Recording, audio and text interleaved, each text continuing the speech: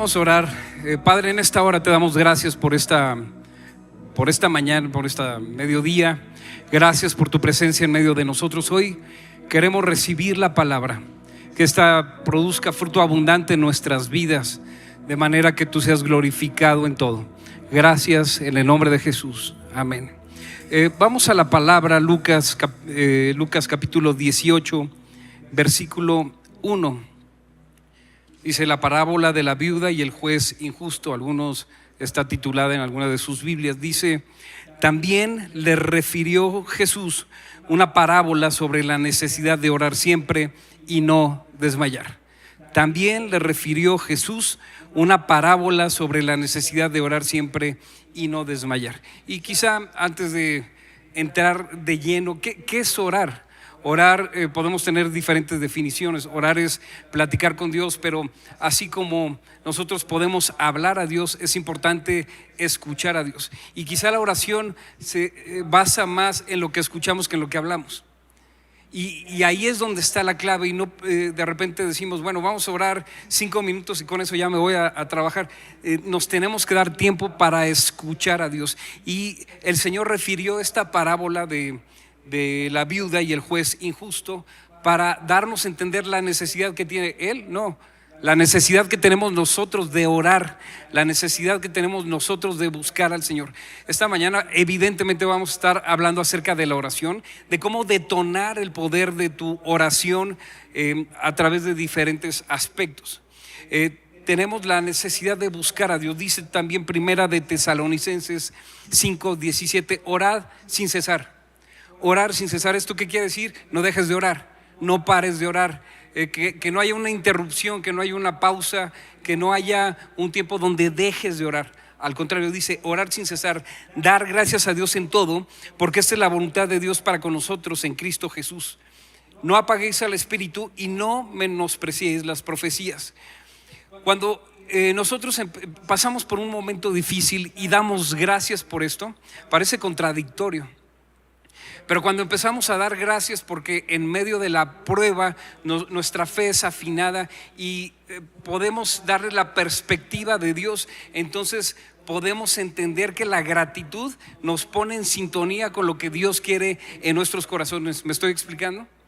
Cuando tú das gracias, o sea, no das gracias por la bancarrota, das gracias porque a través de los problemas financieros el Señor te da la sabiduría para administrar sus recursos. Oras dando gracias, no por la enfermedad, sino dando gracias que aún en medio de la enfermedad tenemos un sanador. Damos gracias, orad sin cesar, dar gracias a Dios en todo, porque esta es la voluntad para con nosotros en Cristo Jesús. ¿Sabes cuál es la palabra hebrea que dice dar gracias en todo? Todo. No hay una traducción. Dar gracias a Dios en todo. Puedes decir todo, cuando te va bien, cuando no te va tan bien y cuando te va muy mal, dar gracias en todo. No dejemos de orar. Y dice, no apagues al Espíritu. Cuando tú empiezas a orar, empiezas a ser más consciente del Espíritu Santo. Cuando empiezas a enfocar tu vida de oración, te das cuenta que cualquier cosa puede apagar el Espíritu Santo. ¿Recuerdan cuando Jesús fue bautizado, que en el Jordán, que descendió el Espíritu Santo en forma corporal, como de paloma? No bajó como una paloma. El Espíritu Santo no es una paloma, bajó en forma como de paloma. Yo quiero que te grabes esta imagen en tu mente por ahora. Si el Espíritu Santo es como una paloma, si tú estás en un parque y puedes ver que avientan semillas, las palomas están por ahí dando vueltas, pero apenas le haces así y las palomas salen volando. Así de alguna forma es el Espíritu Santo en nuestra vida. Nosotros podemos permitir que el Espíritu Santo esté cerca de nosotros, pero el pecado contrista al Espíritu Santo. Dice, no apaguéis al Espíritu Santo y no menosprecie las profecías. Por supuesto que es importante lo que se ha hablado sobre tu vida, sobre tu familia. No lo menosprecies. Empieza a orar hasta que se cumpla, orar hasta que suceda. Y vamos a lo largo de esta reunión hoy, quiero invitarte a dar un recorrido por algunas citas de padres de la iglesia, de pastores, apóstoles, evangelistas que han marcado la vida de la iglesia en el último siglo, gente de personas en diferentes países, y uno de ellos es Kenneth Hagin. Kenneth Hagin, si lo podemos poner, ahí está. Dice: si queremos resultados, vamos a tener que dedicarnos a la oración. Si quieres ver resultados en tu vida, si quieres ver que las cosas avanzan, tenemos que meternos a la oración, dedicar tiempo a orar, buscar su presencia. Dice el Salmo 91:1, quizá muchos lo conocen: el que habita al abrigo del Altísimo morará bajo la sombra del Omnipotente. Hay una traducción que dice: el que habita en el lugar secreto. El que habita en el lugar secreto del Altísimo morará bajo la sombra del Todopoderoso. Nosotros podemos hacer de la oración como un hotel. Vas, te quedas un ratito y sales. Vas y sales. La otra cosa es habitar. Una cosa es habitar en el lugar de secreto, en el lugar donde solamente tú y el Señor están. Y cuando tú estás en el lugar secreto con el Señor, lo que Él te va a revelar son sus secretos. Y ahí en el lugar secreto no hay nadie más. Ahí en el lugar secreto puedes invitar de repente a tu esposa, puedes invitar de repente a tus hijos, pero hay un lugar donde Dios quiere estar a solas contigo, el lugar secreto. Dice David Yonggi, dice: el secreto de la iglesia es el lugar secreto. El secreto de la iglesia es el lugar secreto. Y hay una tragedia quizá, que hemos dejado el lugar secreto, y ahí es donde viene nuestra fuente de recursos, es donde viene nuestra fuente de poder. Hay un salmo que dice: todas mis fuentes están en ti. Todas mis fuentes están en ti. La fuente de estabilidad emocional, la fuente financiera, la fuente de mi gozo, la fuente de mi paz, la fuente de mi alegría está ahí en el Señor. Y tenemos que ir al lugar secreto para descubrir todo esto. Es un lugar de habitación. El que habita al abrigo del Altísimo, el que habita en el lugar secreto, morará bajo la sombra del Omnipotente. No es que visites de vez en cuando, sino es que habites, que tengas un lugar en tu casa donde ores habitualmente, que tengas un tiempo donde ores constantemente. Y en la oración está el secreto de la vida. Tenemos otras citas como la de Amy Simple McPherson. Dice: todo avivamiento que no comienza con la oración está condenado a terminar en orgullo. Todo avivamiento tiene que empezar en quebrantamiento, tiene que empezar en oración. Si tú quieres ver un resurgir en tu vida, tiene que ser a través de la oración, tiene que ser a través de pasar tiempo con el Señor. Hay un pastor que se le conoció como el príncipe de los predicadores, Charles Spurgeon. Dice: si quieres conocer el verdadero carácter de un hombre, mira de cerca su vida de oración. ¿Cómo está tu vida de oración? ¿Cómo está tu vida de oración? Ahí es donde se forma tu carácter, ahí es donde el Señor te pule. Somos nosotros vasijas en las manos del Señor, pero si no pasamos tiempo en el taller del alfarero, si no pasamos tiempo en su presencia, ¿cómo vamos a ser pulidos? Si quieres conocer el verdadero carácter de un hombre, mira de cerca su vida de oración. Leonard Ravenhill dijo: ningún hombre es más grande que su vida de oración. Los resultados que tú y yo podemos tener surgen a través del tiempo de intimidad con el Señor. Dios quiere tener intimidad contigo, hablarte sus secretos, descubrirte sus tesoros a ti personalmente. Y como eres único, no van a ser los mismos planes que tu vecino. Van a ser únicos para ti, para tu familia, para el diseño que Dios tiene para ti. De modo que ningún hombre es más grande que su vida de oración. También Charles Spurgeon dijo: la oración es el acercamiento más cercano de Dios a la tierra. Cuando tú pasas tiempo a solas con el Señor se acerca, el Señor está ahí en el lugar donde tú puedes estar. Dice la palabra que donde están dos o más congregados en su nombre, el Señor está ahí en medio de ellos. El Señor está aquí. ¿Cuántos lo creen? Cuando tú buscas al Señor en tu casa, en el lugar secreto, el Señor ya estaba ahí esperándote. ¿Sabes? Cuando hay veces que cuando he dejado de alguna forma de orar por algún tiempo y de repente regreso, se siente como agua fresca y digo: Señor, gracias porque tú estabas esperándome, a pesar de que yo no vine, tú sí estabas. Y qué gozo es que el Señor pueda estarte esperando y que pueda hablar contigo y que te diga: te estaba esperando, Nada más me hacía falta que te levantaras, ¿no? Y hoy podemos hablar muchas cosas acerca de la oración. Oración de guerra, oración de, no sé, por algún familiar, oración de sanidad, oración de liberación. Pero hoy vamos a ver solamente 4 enfoques de la oración. El primero de ellos es que la oración es un altar.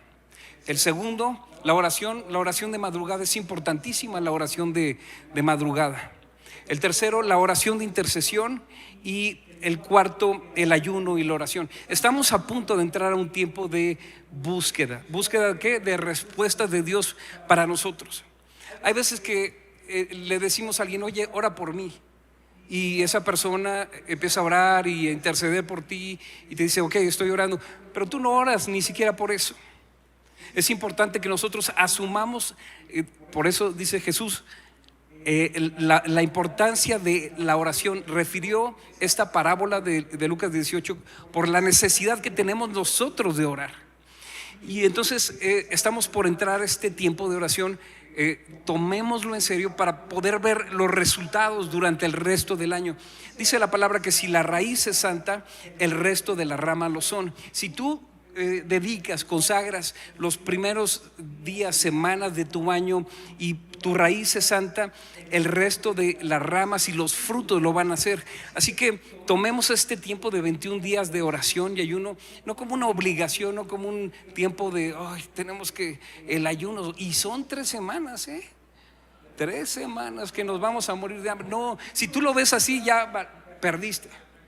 Ya perdiste. Cuando empiezas a darle el enfoque correcto, entonces es donde ves la importancia de dedicarlo primero. Y no solamente tu oración, sino también tus primicias, tu oración, tu ofrenda de primicias. Que le dediques tú pregúntale al Señor: Señor, ¿qué quieres que te dé? Mi primer semana, mi primer día de trabajo, mi primer mes de trabajo. Cuando tú le das al Señor tus primicias, el resto del año lo santificas. Es santa la raíz, el resto de la rama lo son. Amén.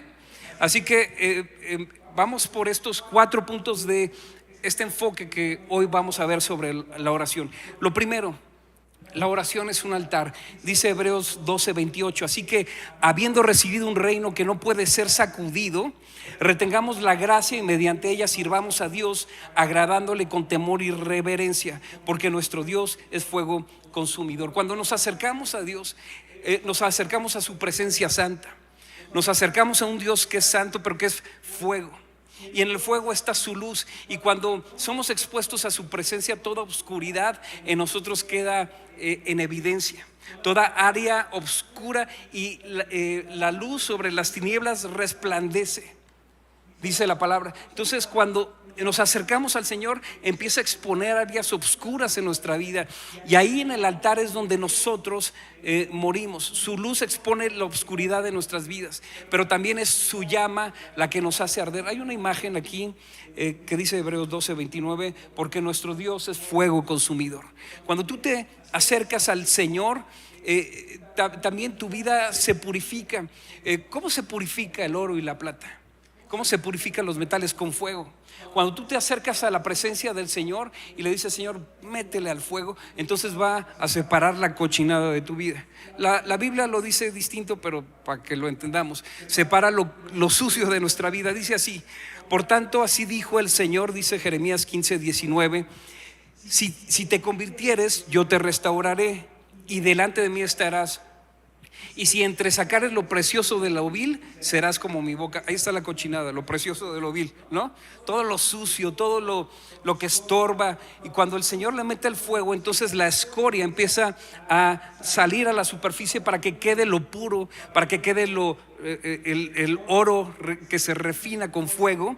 Y entonces dice: conviértanse ellos a ti y tú no te conviertas a ellos. Y te pondré en este pueblo por muro fortificado de bronce, y pelearán contra ti, pero no te vencerán, porque yo estoy contigo para guardarte y para defenderte, dice Jehová. Y te libraré de la mano de los malos y te redimiré de la mano de los fuertes. Si tú quieres ver victoria este año, métete al fuego de su presencia. Si tú quieres ver victoria en este año, métete al lugar santísimo, al lugar donde le digas: Señor, métele con tu fuego, métele todo con tu fuego. Romanos 12:1: así que, hermanos, Esta imagen me encanta, está padrísimo. Dice: así que, hermanos, les ruego por las misericordias de Dios que presenten sus cuerpos como sacrificio vivo, santo y agradable a Dios, que es su culto racional. En un ratito más vamos a ver sobre la oración de madrugada. Pero cuando tú oras, cuando tú te presentas tu puerquecito, tu cuerpecito delante del Señor, Él viene y quema, Él viene y consume. Pero la oración es un altar. Cuando tú estás en el lugar de su presencia, el Señor empieza a derramar su fuego, y el fuego no cae sobre altares vacíos.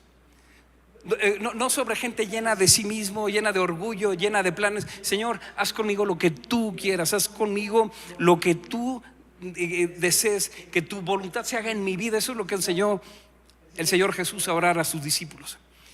Y presentamos nuestro cuerpo de sacrificio vivo, santo, agradable a Dios, que es nuestro culto racional. Dice esta otra imagen: nunca dejes que falte tu fervor, no apagues tu fuego, avívalo en oración. Aviva tu fuego en oración. Cuando te acercas a la presencia del Señor, hay fuego. Cuando te acercas a la presencia del Señor, tu vida lenta, aburrida, empieza a calentarse y empieza a tomar esto emoción, y empieza, así como un día como hoy que hace frito. Si tú prendes una fogata y te acercas, empiezas a agarrar calor, empiezas a agarrar el gusto de estar cerca del fuego. Así nuestras vidas, cuando empiezas a orar, empiezas a agarrar calor, y todo frío se va, y todo asolamiento se va, y empiezas a sentir su presencia. Así es la oración en el secreto, en el lugar secreto, en el altar. Dice Romanos 12:11: en lo que requiere diligencia, no perezosos, fervientes en espíritu, sirviendo al Señor. Fervientes en espíritu, fervientes en espíritu. Luego tenemos una cita aquí muy interesante de Kathryn Kuhlman, una mujer que Dios usó poderosamente, que influyó en la vida de muchos de los grandes evangelistas del final del siglo pasado y del principio de este. Dice: la mayor oración que puedes hacer se resume en una sola palabra: sí. Lo que tú digas, Señor, lo que tú mandes. Si tú dices rana, yo salto. Si tú dices rojo, rojo. Si tú dices verde, verde. Que le acelero. Que me freno. ¿Salgo a la batalla o no salgo a la batalla?, le preguntaba a David. Hoy sí, hoy no. ¿Le damos o no le damos? Que nuestra vida sea una dependencia total del Espíritu Santo. Que le digamos: Señor, mi vida depende de ti realmente. Depende de ti, quiero estar contigo. Dice Colosenses 3:1: si puedes haber resucitado con Cristo, busca las cosas de arriba, donde está Cristo sentado a la diestra de Dios.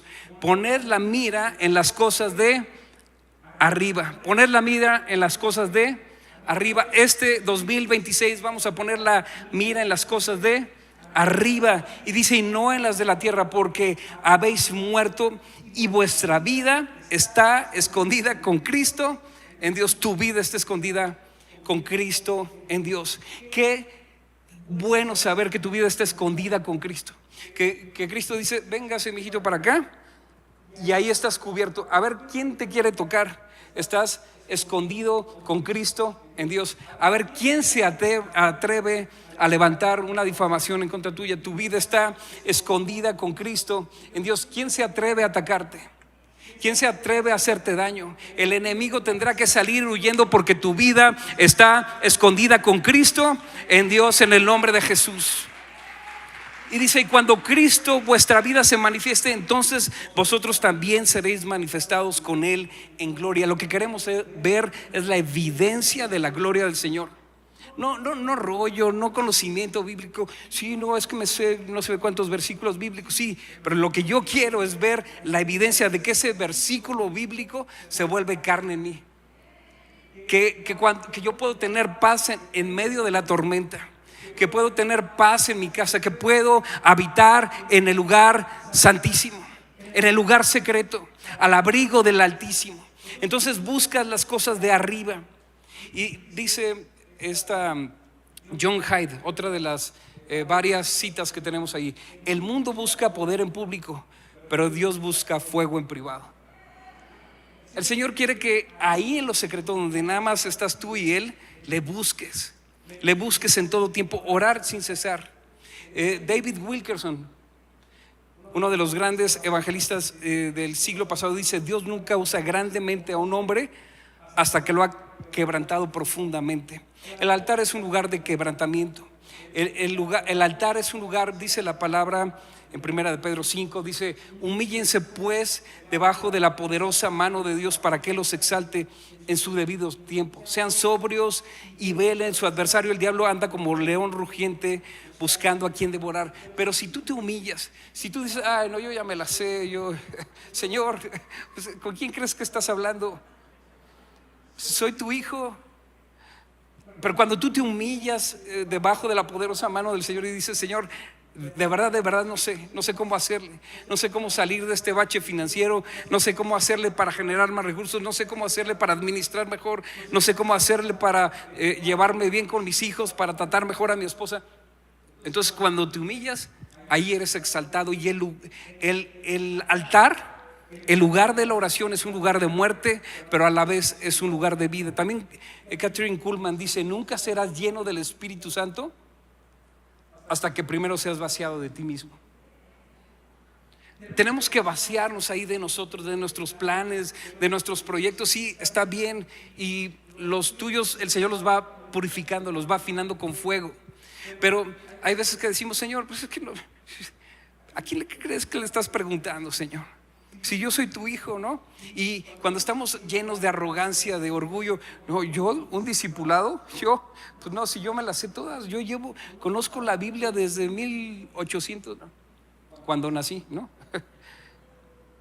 Y no nos damos el tiempo de ser discipulados, de tener una reunión de oración, de estudio bíblico, estar en una casa de vida.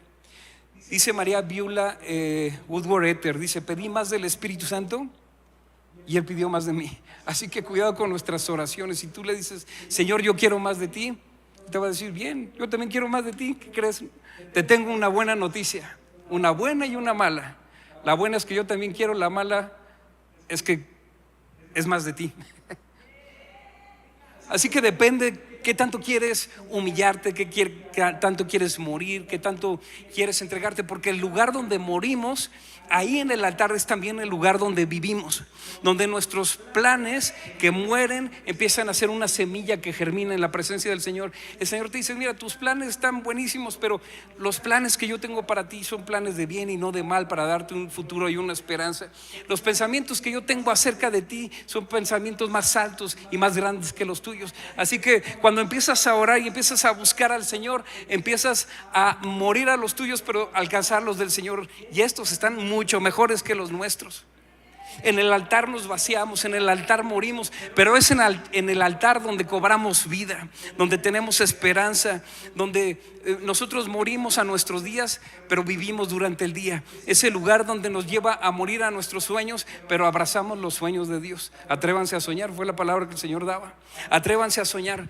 También Kathryn Kuhlman dice: debe haber una muerte antes que pueda haber una resurrección. Primero morir. Gracias a Dios por el sacrificio de Jesús. Qué admirable amor del Señor. Primero debió haber una muerte, morir a sus deseos, a su proyecto, dejar su trono de gloria para venir a morir en una cruz por ti y por mí. Y antes de haber una resurrección tiene que haber una muerte. Así que debe de haber una muerte para haber una resurrección. También Kathryn Kuhlman dice: el altar de oración es donde la carne muere y el espíritu vive. Amén. Ahí es donde nuestro espíritu vive. Ahí es donde cobramos la fuerza del espíritu.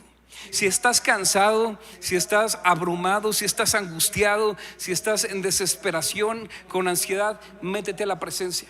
Ahí recibes la fuerza del Espíritu Santo. Ahí recibes la fuerza que a lo mejor no puedes tener durante el día para avanzar. Ahí recibes la fuerza del Espíritu Santo para ver resultados. Ahí recibes la fuerza del Espíritu Santo para vivir. Ahora vamos al segundo aspecto o al segundo enfoque de la oración de madrugada. Y hay algo muy especial en la oración de madrugada. Este año que pasó, 2025, el Señor me revolucionó en mi vida personal de oración. El Señor, a través de las dificultades, a través del del hartazgo. Gracias a Dios por los tiempos difíciles. Gracias a Dios por los tiempos donde te sientes estancado. Gracias a Dios por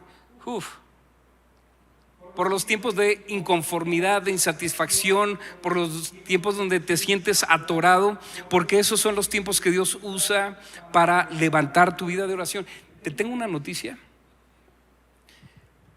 ¿Quieres que se despierte tu vida de oración? Da gracias por los tiempos difíciles. ¿Quieres que se despierte tu vida de oración? A lo mejor es probable que atravieses por un tiempo de dificultad, un tiempo de frustración, un tiempo de estancamiento. Y cuando atravieses por los valles de sombra de muerte, puedes decir: yo no temeré mal alguno, porque tu vara y tu callado me infunden un aliento que me hace levantarme. Y dice Job 8:5: si tú de mañana buscares a Dios y rogares al Todopoderoso, si fueres limpio y recto, ciertamente luego se despertará por ti y hará próspera la morada de tu justicia. Y aunque tu principio haya sido pequeño, tu postrer estado será muy grande. Yo te quiero profetizar este 2026 que aunque haya empezado pequeño, al final del año tu postrer estado será muy grande, en el nombre de Jesús. Y no buscamos al Señor de madrugada por competencia. No buscamos al Señor de madrugada para ser vistos. No buscamos al Señor de madrugada para que otros te vean. Buscamos al Señor de madrugada, entendiendo que si rogares al Todopoderoso de mañana, antes de que el sol amanezca, antes que los primeros rayos del sol pinten el horizonte, antes de que le ganaste a la mañana, y dice: si fueres limpio y recto, ciertamente luego se despertará por ti y hará próspera la morada de tu justicia. ¿Quieres prosperar? Búscalo de madrugada. ¿Quieres prosperar? Búscalo de mañana, antes de que el sol aparezca, antes de que empiecen a cantar los pajaritos. Búscalo de mañana. Y si la mañana es 2 de la mañana y el Señor de repente te despierta, ve a buscarlo. Si es a las 3 de la mañana, si es a las 4, si es a las 5, búscalo de mañana, búscalo de madrugada. Si fueres, dice, limpio y recto. Cuando tú tienes una cita con el Señor, la más importante de tu vida no es con tu jefe, no es ni siquiera con tu esposa, no es con tus hijos, es con el Señor. Entonces eso hace que te apartes y dices: bueno, es hora, voy a apagar la tele, me voy a obligar a dormirme porque mañana tengo una cita temprano con el Señor. La cita más importante es con Él. Así que no tengo sueño, pero me voy a tapar, voy a apagar la tele, voy a dejar el celular a un lado, porque me tengo que despertar de madrugada, porque quiero prosperar, porque quiero avanzar, porque quiero conocerle más. Y dice: y aunque tu principio haya sido pequeño, tu postrer estado será muy grande. Tu postrer estado será muy grande. Amén. Buscarlo de mañana. Orar te mantiene fuerte para no pecar. No quiere decir que no vayas a pecar de ninguna manera, es lo que estoy diciendo, pero te mantiene al menos más enfocado de que tu primer cita, de que la relación más importante que tienes es con el Señor Jesucristo. La comunión más importante que tienes es con el Espíritu Santo. Y entonces dices: no, espérame, no, es que si peco, le voy a fallar, y la verdad lo más importante para mi vida es mi relación con Él. Así que voy a tratar de echarle ganas. Lo que así, y vas a empezar a dejar de hacer cosas que hacías por causa de su vida en ti, con tal de agradarle, a fin de conocerle mejor. Y orar te mantiene más fuerte, orar te mantiene más consciente de tu relación con Cristo. Orar produce temor de Dios en tu vida. Orar produce que mueras también, y orar produce que vivas a la vez. Dios se te adelanta cada mañana. No importa la hora que sea, el Señor ya está ahí, porque dice la palabra que no se duerme el que guarda a Israel. Y algo sucede en la madrugada, algo sucede, el ambiente es distinto, la atmósfera está llena de su presencia. Quiero que veas conmigo lo que dice John Bunyan: el que huye de Dios en la mañana difícilmente lo encontrará el resto del día. Nos damos el lujo de salir de la casa no nos damos el lujo de salir de la casa sin el celular cargado. Te vuelves así medio loco. Es más, si se te olvida el celular, te regresas. No importa que llegues tarde, te regresaste porque se te olvidó el celular. Pero sí nos damos el lujo de salir de nuestra casa sin habernos conectado a la fuente de vida, de enchufarnos a su presencia, de cargar baterías, de estar con Él y escuchar su voz. Porque podemos tener un montón de peticiones, un montón de propósitos, pero ¿qué tanto escuchamos a Dios? Ahí radica el secreto de la oración, en el lugar secreto. Dice Mateo 13, les presentó otra parábola diciendo: el reino de los cielos es semejante a un hombre que sembró buena semilla en su campo, pero mientras dormían los hombres, vino su enemigo y sembró cizaña entre el trigo y se fue. A ver, tú a lo mejor dices: no, es que yo no voy a hacer guerra espiritual porque yo no tengo respeto al diablo. Mira, él no te tiene respeto. Y mientras tú duermes, él te siembra cizaña. Mientras tú duermes, él trabaja para afectarte, para robar, matar y destruir. Qué tragedia que mientras dormían los hombres. Lo contrario a la oración no es falta de oración. Lo contrario a la oración es tener un espíritu dormido. Lo contrario a la oración es la falta de oración. Es el sueño, es dormir. Eso es lo contrario a la oración, tener un espíritu dormido, un espíritu de estupor, un espíritu que te mantiene como tonto todo el día. ¿Cuántos dicen amén? No. Porque que te mantiene dormido todo el día. ¿Cuántos dicen amén? No, pónganse pilas, vamos a estar despiertos. Ay, hermanos, hay unos que vamos a orar. Vamos a orar por el que dijo amén.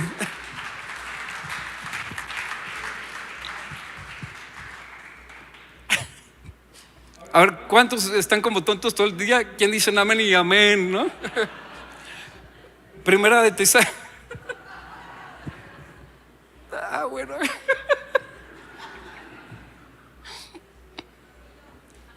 A ver, vamos a despertar. Primera de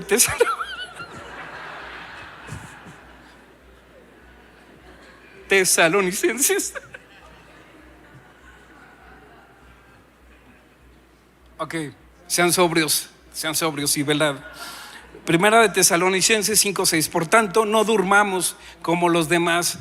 Di como los demás.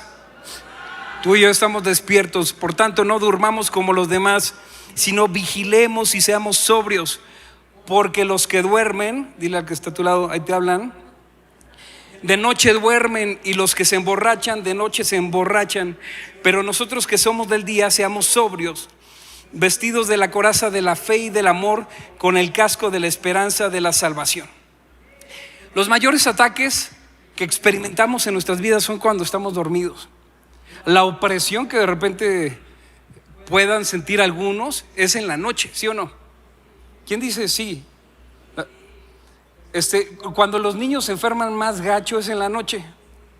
Cuando viene el ataque de tos más fuerte, cuando no puedes dormir, es en la noche. ¿Por qué? Porque es en la noche donde el mundo espiritual está activo. Pero si tú te adelantas a la noche, te adelantas al amanecer, la noche no te va a dictaminar el rumbo de tu día, sino que la palabra de Dios es lo que va a decir cómo le ganas a la mañana, cómo ordenas tu vida de acuerdo a la escritura. Hay una frase de Zacarías Taní que dice: una de las tragedias de todos los tiempos es que los creyentes duermen en lugar de orar. Los creyentes duermen en lugar de orar. Y dice la palabra que la creación está esperando la manifestación gloriosa de los hijos de Dios, pero los hijos de Dios están en la cama. Y a ver, no hay nada malo en dormir. Todos necesitamos dormir y dormir bien y recuperarnos para tener fuerza. Pero qué tragedia que los cristianos duermen mientras el enemigo está sembrando cizaña. Mientras el enemigo está como león rugiente buscando a quien devorar.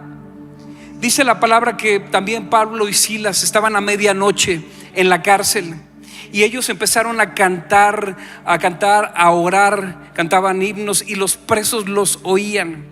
Y dice que sobrevino de repente un gran terremoto, de tal manera que los cimientos de la cárcel se sacudían. y al instante se abrieron todas las puertas y las cadenas de todos se soltaron. Cuando tú estás en la presencia del Señor, espera los de repentes y espéralos al instante. Si tú sigues picando piedra, orando sin cesar, de día, de noche, meditando en su palabra, de día y noche, serás como un árbol plantado junto a las corrientes de las aguas, que da su fruto a su tiempo y su hoja no cae, y todo lo que haces prospera, Si tú sigues, si tú insistes, si tú oras, si tú intercedes, si oras sin cesar, si no desmayas, si le insistes, entonces vendrá un de repente. Y el mundo espiritual lo verá, y las cadenas de los que están en tu casa se tendrán que romper, y las puertas de las prisiones se tendrán que abrir, los barrotes se tendrán que abrir, y las ligaduras de impiedad se tendrán que romper. Esos de repente de Dios son los que tú puedes esperar mientras sigues orando, mientras sigues clamando, mientras sigues intercediendo, mientras le sigues creyendo al Señor. Toda liberación, toda deuda se tiene que quedar consumida y cancelada en el nombre de Jesús. Espera la apertura total de la cárcel en el nombre de Jesús. Y dice Marcos 1:35: levantándose muy de mañana el Señor, siendo aún muy oscuro, salió y se fue a un lugar desierto, y ahí oraba. Dice una traducción: cuando se levantó de madrugada, cuando todavía era muy oscuro. Hay un secreto cuando oras de madrugada. Tú le estás diciendo: Señor, lo más importante en mi vida eres tú. Lo más importante en mi día eres tú. Tú eres el dueño de mi día, tú eres el dueño de mi vida. Le estás diciendo: Señor, yo confío en ti. Dice Steve Hill: la cruz no fue para hacerte feliz, fue para hacerte morir. Porque muchas veces buscamos la felicidad. Ay, Señor, hazme feliz. No, el Señor te quiere transformar, pero antes de eso te quiere que mueras para que su vida pueda surgir a través de ti. Lucas 18, que fue el primer versículo en esta parábola de la mujer viuda y el juez injusto, le refirió esta parábola por la necesidad que tenemos de orar. Y dice el versículo 7: ¿y acaso Dios no hará justicia a sus escogidos que claman a Él de día y de noche? ¿Se tardará en responderles? Os digo que pronto les hará justicia. Pero cuando venga el Hijo del Hombre, ¿hallará fe en la tierra? El Señor te va a hacer justicia porque tú sigues dándole, tú sigues creyendo. Señor, mira, esto no es justo. Yo veo tu palabra, y la palabra dice que por tus llagas yo fui curado, y yo sigo, yo creo, yo insisto, yo declaro sanidad. Yo sé que tú lo hiciste hasta que se rompa, hasta que de repente venga, hasta que el instante suceda, hasta que los cimientos sean sacudidos. Pero el que confía en la palabra del Señor, la palabra del Señor jamás pasará. La hierba se marchita, se seca la flor, pero la palabra del Señor permanece para siempre. Tú puedes anclar tu corazón, tú puedes anclar tu alma a la palabra, porque esta permanece para siempre en el nombre de Jesús. Y en medio de las circunstancias difíciles, clavar tus pensamientos en la palabra. Estos son mis pensamientos, y decir: yo tengo la mente de Cristo. No tendré temor de malas noticias, porque mi corazón está firme y confiado en el Señor. Y puedes declarar la palabra, y puedes empezar a orar lo que viene del Espíritu, que el Espíritu Santo empiece a orar a través de ti y te diga lo que tú tienes que orar. Y para eso muchas veces es necesario levantar un clamor, un gemido, una intercesión. Y aquí vamos al tercer punto de la intercesión. Dice Steve Hill también: el avivamiento siempre comienza con quebrantamiento y termina con obediencia. Esto nos lleva al tercer punto, la oración de intercesión. Jesús clamaba, intercedía por nosotros. Dice Kenneth Hagin: Jesús dijo: mi casa será llamada casa de oración. Eso significa que la iglesia debe ser una iglesia que ora. Mi casa será llamada casa de oración. Mi casa será llamada casa de oración. Y dice Ezequiel 22:30: y busqué entre ellos hombres que hiciesen vallado y que se pusiesen en la brecha delante de mí a favor de la tierra, para que no la destruyese, y no lo hallé. Como hombres, como varones, Tenemos la responsabilidad de ser sacerdotes, parándonos en la brecha delante de Dios en favor del pueblo de nuestra familia. Y entonces escuchas lo que viene de parte del Señor y se lo comunicas a tu familia, pero también traes las necesidades de tu familia y como un sacerdote lo presentas delante del Señor, sabiendo que mira, tenemos muchas necesidades, pero el Señor sabe de qué cosas tienes necesidad aún antes de que tú le pidas. Pero ¿qué pasa si cambias un poquito tu perspectiva y empiezas a orar por otros? Empiezas a orar por otras familias, empiezas a orar por otras personas, empiezas a sembrar oración de intercesión. Entonces te paras en la brecha por otros. ¿Hace cuánto que no pasas tiempo clamando por algún familiar, por algún amigo que no conoce al Señor, y empiezas a moverte en un estilo de oración distinto?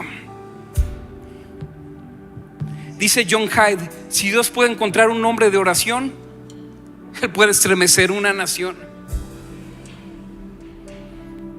Si Dios puede encontrar un hombre de oración, Él puede estremecer una nación.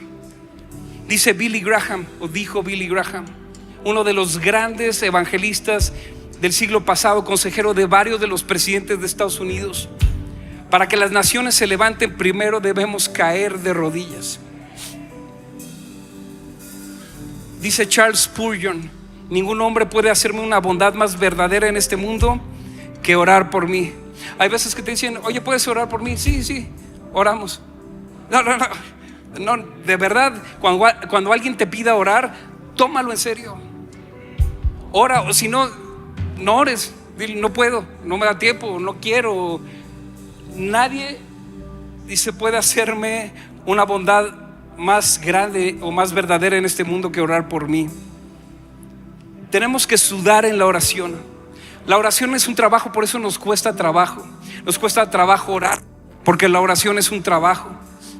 Nos cuesta trabajo, pero si tú sudas en la oración, entonces, si tú no sudas en la oración, entonces sudarás en la vida. Minutos delante del Señor son instantes delante de los hombres.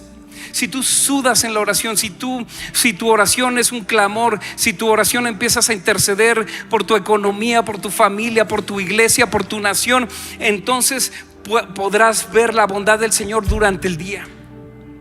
Dice la palabra en Lucas 22:44 que Jesús estaba angustiado y oraba con mayor intensidad. Y no oraba angustiado por lo que le iba a suceder, porque dice que por el gozo puesto delante de Él sufrió la cruz, sino oraba por ti y por mí. Allí en el jardín del Getsemaní, allí en ese huerto, dice que angustiado oraba con mayor intensidad, de modo que su sudor era como grandes gotas de sangre que caían hasta la tierra. Su oración era intensa: Padre, te pido por fulanito de tal, te pido por el matrimonio, te pido por este hijo que está en drogas, te pido por la economía. Su oración era intensa. Su oración, dice, era como grandes gotas de sangre que caían hasta la tierra. Y cuando se levantó a orar y volvió a sus discípulos, los halló ¿qué? Dormidos, por causa de la tristeza. Y el cuarto punto que quiero que veamos es el ayuno y la oración. Mañana arrancamos un tiempo de ayuno y oración. Cuando tú ayunas, le estás diciendo a tu carne: aquí quien domina es el Señor, aquí quien manda es el Señor. Yo soy propiedad de Jesucristo. Dice la palabra: ponme como un sello sobre tu corazón, como una marca sobre tu brazo. Tu vida está tatuada. Y dice: eres propiedad de Jesucristo. Y le estás diciendo: no gobiernan los tacos al pastor, no gobiernan los sándwiches, no gobiernan las hamburguesas, no gobiernan las galletas, no gobiernan los Doritos. Gobiernas tú en mi vida. No gobierna la coca, no gobierna el café, gobiernas tú. Y cuando te enfocas en lo que vas a orar y no en lo que vas a dejar de comer, entonces el ayuno, necesitamos una gracia para ayunar. El ayuno es fácil, o bueno, el ayuno no es tan difícil. Sí te quiero decir, los primeros días te va a doler la cabeza, sí o sí. Sobre todo los primeros 3 días. Si te decides a meterte a la oración y al ayuno, ¿Por qué? Porque nos estamos desintoxicando de todo lo que comemos, de todas las adicciones que tenemos. Adicción al azúcar, adicción a la cafeína, adicción a, no sé, a tantas cosas, adicción a la pornografía. Va a haber un shock porque te estás desintoxicando. Adicción, por cierto, en el ayuno, adicción al alcohol. Hay quien pregunta, ¿se pueden las uvas en el ayuno? Pues sí, ¿no? ¿Se puede el jugo de uva? ¿Y el jugo de uva fermentado? Entonces, pues, hay quien tiene adicciones. ¿Qué vas a dejar tú? Porque cuando oramos y ayunamos, tenemos una arma espiritual poderosísima, y entonces ganamos autoridad, porque le estás diciendo a tu cuerpo, no gobiernas tú, el que gobierna en mi vida es el Señor, y estás ganando autoridad. Y Jesús refirió esto con sus discípulos. Estaban tratando de echar fuera el demonio de un chavito y no podían, y dice Marcos 9, 24, 25, por ahí dice: entonces el espíritu, clamando y sacudiéndole con violencia, salió, y él quedó como muerto, de modo que muchos decían: está muerto. Pero Jesús, tomándole de la mano, lo enderezó y se levantó. Y cuando él entró en casa, sus discípulos le preguntaron aparte: ¿qué onda? ¿Qué pasó? Porque nosotros no pudimos echarle. ¿Por qué nosotros no pudimos echarle fuera? Y les dijo: este género con nada puede salir sino con oración y ayuno. Y eso quiere decir que no quiere decir, ok, deja al chavo ahí endemoniado, ve, ora, ayuna y regresa y ya lo liberas. No, que la medida que tú vas orando y haces de la vida de oración y del ayuno, tú estás puliendo tu espada y estás haciendo entrenamiento en tu vida. Cuando venga un demonio como esto, va a salir, porque tú estás ganando autoridad sobre tu cuerpo y estás ganando autoridad sobre el mundo espiritual. Ahora, tanto la oración como el ayuno son privados. Aquí vamos a arrancar una jornada de 21 días hasta el 1 de febrero. Sí, 1 de febrero. 3 semanas. Pero que el Señor te diga qué es lo que tú tienes que ayunar. A lo mejor ayunar de redes sociales, ayunar de tanto Netflix, o ayunar de, pues sí, de comida, de carne, de que el Señor te diga. No nos preocupemos tanto por lo que tenemos que ayunar. Dice Mateo 6:16, ustedes ayunan. Cuando ustedes ayunan, no es si quieren ayunar, no, cuando lo hagan, cuando ustedes ayunen, no pongan cara triste. No pongan cara triste, dice, como hacen los hipócritas. A ellos les gusta que la gente sepa que están ayunando, que hoy estamos ayunando, sépalo, noticia de primera plana, 8 columnas, estoy ayunando. Les aseguro que ese será el único premio que ellos recibirán. Cuando ustedes ayunen, peínense bien, como yo, y lávense la cara, para que la gente no se dé cuenta de que están ayunando. Solo Dios, su Padre, quien conoce todos los secretos, sabrá que están ayunando y les dará su premio. Y aunque hagamos oración y ayuno colectivo, aunque es público, pero el ayuno es privado. ¿Me estoy explicando? Aunque oramos corporativamente, pero la oración es privada. Y el Padre te recompensa en público. Finalmente, cuando tú te entregas en el altar, cuando tú oras de madrugada, cuando tú intercedes por otro, cuando tú oras y ayunas, hay algo que sucede. ¡Pum! Se detona tu fe.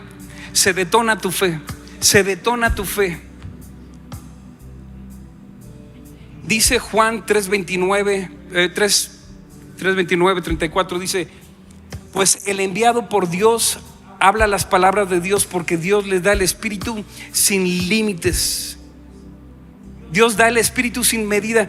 Cuando tú y yo ayunamos, entramos a la dimensión de recursos sin medida, de recursos ilimitados, de aceite sin límite. Cuando yo quiero que abras tu expectativa en esta hora, en esta tarde, que abras tu expectativa, que estás a punto de entrar a tener acceso a recursos ilimitados. Si tú tienes acceso a recursos ilimitados, entonces eso va a detonar tu fe. Y eso es parte de lo que hace el ayuno y la oración, que Dios da el espíritu sin límite, sin medida. Dios da el espíritu sin límite. Y si eso es verdad, que yo lo creo porque lo dice la Escritura, entonces podemos pedir cosas sin límite, esperar cosas sin límite, orar por cosas sin límite, hasta Señor que me dé la imaginación y más allá. También David Yonggi dice: así como el aire es el aliento de la vida, la oración es el aliento de la fe.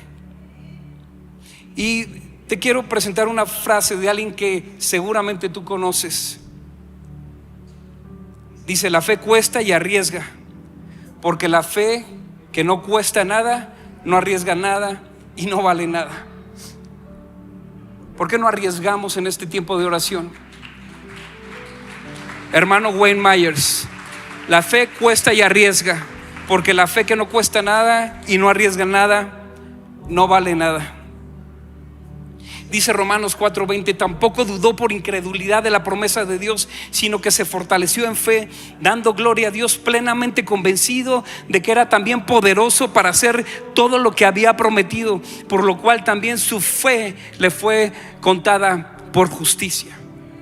Cuando tú y yo oramos y ayunamos, algo se produce, se detona fe en nuestras vidas y empezamos a creer, y las imposibilidades y los límites empiezan a caer, los muros empiezan a derribarse, los argumentos que se levantan en contra del conocimiento de Cristo empiezan a caer, y entonces empieza a producirse algo, que la oración eficaz del justo puede mucho y da muchos resultados. Cuando tú empiezas a orar la palabra, y no lo que se me ocurre orar, sino empiezas a orar la Escritura, a declarar la palabra, es un arma poderosísima, es la palabra de Dios en tu boca que produce grandes resultados.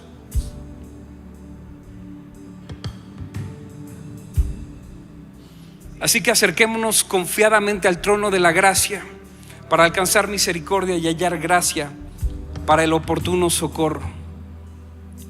Reinhard Bonnke, quien fue uno de los grandes evangelistas hacia el África y Asia, dice: los milagros ocurren cuando saturamos nuestra alma en oración.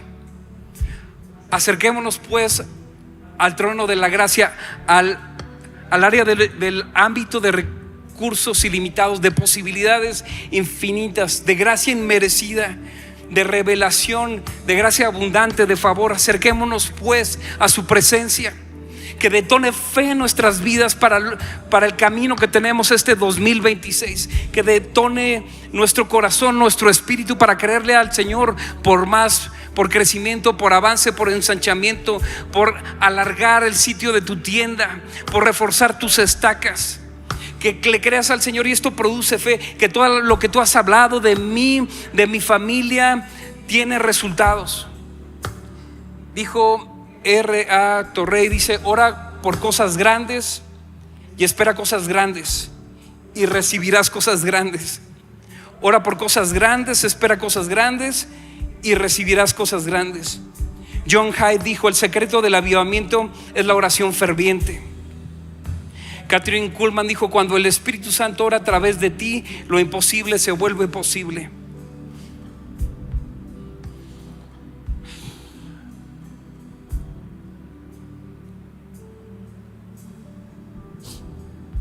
Hay un hombre que Dios usó en 1906, William Seymour, un hombre de raza negra que estuvo bajo el discipulado de John Fox Parman en Topeka, Kansas. Era su discípulo y recibió una impartición y se fue a estudiar a su instituto bíblico en Houston, pero por causa de su raza no lo aceptaron, y ese hombre, William Seymour, tuvo que irse a California. Y ahí empezó una pequeña misión entre hombres y mujeres, como de un tipo interracial en California. Y ahí se le conoce como el avivamiento de la calle de Azusa en California. Esto fue en 1906. ¿Qué estaba sucediendo en México en esa época? 1905, 1906. A raíz, quiero que veas la perspectiva de lo que sucedió. A raíz de ese mover de oración y de ese avivamiento que sacudió las naciones ahí en la calle de Azusa, en California, William Seymour empezó a discipular a latinos, entre otros.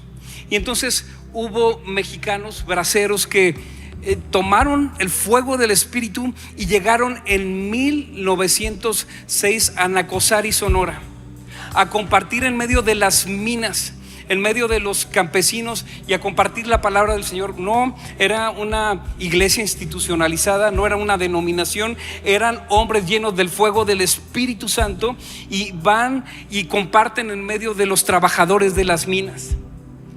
Era 1905 y 1906, y de repente se desata la lucha obrera, casi como lo que estamos viviendo hoy, clamando, bueno, no tan casi, clamando por justicia laboral, clamando por mejores jornadas de trabajo. Y se detona en 1905 la huelga de Bellavista, que esto más adelante repercute en la huelga de Cananea, ahí en Sonora, y de Río Blanco en Veracruz.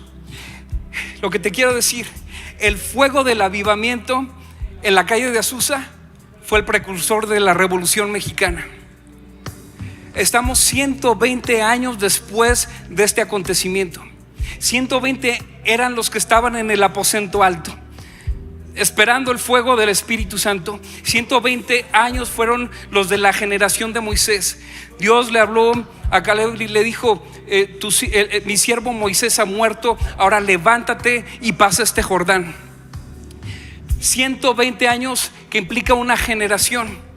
120 años de un mover del Espíritu Santo que detonó el mover de la Revolución Mexicana, clamando por justicia y por mejores condiciones de salario. 120 años. Lo que te quiero decir, viene una visitación del Espíritu Santo. Viene una visitación del Espíritu Santo a nuestra nación.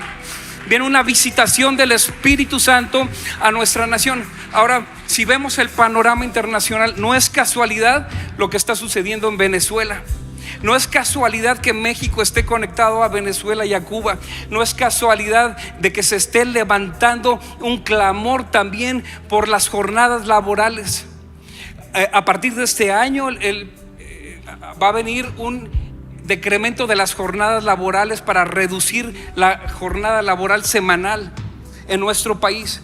Pero también hay un clamor por injusticia, como sucedió hace 120 años. La pregunta del Espíritu Santo es: ¿vas a dejar pasar otros 120 años? Houston no lo tomó. William Seymour tuvo que irse a California, y en California hubo mexicanos que tomaron el fuego del avivamiento, y a raíz de esto, hoy 13 millones de personas en nuestro país viven bajo el fuego del Espíritu Santo. Iglesias carismáticas, iglesias pentecostales, iglesias neopentecostales, a raíz de un movimiento de oración. Cuando nosotros doblamos nuestras rodillas, podemos sacudir naciones. Cuando nosotros doblamos nuestras rodillas, podemos hacer que venga una nueva revolución a nuestro país. No es casualidad que en este año, 120 años después, se celebre el Mundial de Fútbol en nuestro país. No es casualidad que eso esté sucediendo en México. Lo que te quiero decir, viene la mayor ola de avivamiento que nuestro país ha visto jamás, y es este año. Y es este año 2026, 120 años después del avivamiento de la calle de Azusa. Hemos visto avivamiento, lo estamos viendo en Brasil, lo estamos viendo en Colombia, pero le ha llegado la hora a México. Le ha llegado la hora a México. Le ha llegado la hora a México. Y yo no sé si tú vas a seguir dormido o se va a despertar tu espíritu para que clames por la nación. Yo no sé si tú vas a seguir dormido o vas a levantarte por tu familia, o vas a levantarte por tus vecinos, o vas a levantarte por tu iglesia, o vas a levantarte en la madrugada, o vas a doblar tu rodilla en el altar, o vas a interceder por otros en lugar de tener oraciones egoístas. Y cuando tú y yo empezamos a clamar, cuando tú y yo empezamos a interceder, un fuego de avivamiento visita primero nuestras vidas y después nuestra nación. Visita nuestras vidas y visita nuestras casas. Y de repente las cadenas se rompen, las puertas de las prisiones se abren de repente. Yo creo que tú y yo tenemos que esperar por los de repentes de Dios. Yo creo que tú y yo debemos esperar por la nueva revolución mexicana 2.0. Yo creo que tú y yo debemos de esperar por un fuego de avivamiento. Yo creo que tú y yo debemos de esperar expansión en nuestra casa. Esas paredes se moverán hacia atrás, creceremos, avanzaremos. Viene la mejor década de tu vida, pastora. Vienen la multiplicación de iglesias hijas. Vienen la multiplicación de misiones. Viene el mover de jóvenes de esta casa que saldrán a las naciones a compartir el evangelio. Es el tiempo de la revolución mexicana 2.0. Es el tiempo del avivamiento. 1906, 2026. ¿Dejarás pasar el tiempo de tu visitación o serás entendido en los tiempos? ¿O serás entendido en los tiempos? Que si Dios te tiene con vida es porque tiene propósito contigo.